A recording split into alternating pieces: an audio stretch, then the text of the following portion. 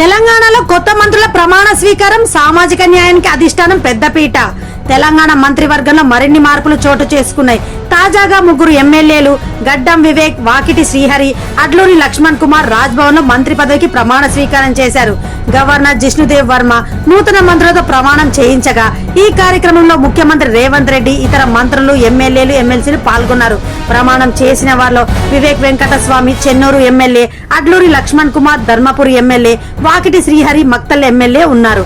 ఈ విస్తరణలో SC, BC వర్గాలకు ప్రాధాన్యం ఇచ్చింది కాంగ్రెస్ అధిష్టానం. సామాజిక న్యాయానికి పెద్దపీట వేస్తూ ఎస్టీ, ఎస్సీ, బీసీలకు మాత్రమే అవకాశం కల్పించింది. అంతేకాకుండా తెలంగాణ శాసనసభ డిప్యూటీ స్పీకర్ గా రామచంద్ర నాయక్ ఎంపికయ్యారు. ఇంతకు ముందు సుదర్శన్ రెడ్డి, కోమటిరెడ్డి రాజగోపాల్ రెడ్డి మంత్రివర్గంలోకి వస్తారనే ఊహాగానాలు ఉన్నా ప్రస్తుతం వారు ఎంపిక కాకపోవడం గమనార్హం. కాంగ్రెస్ అధిష్టానం నిర్ణయాలు సామాజిక సమీకరణల ప్రతిపాదికన తీసుకున్నట్లు తెలుస్తోంది.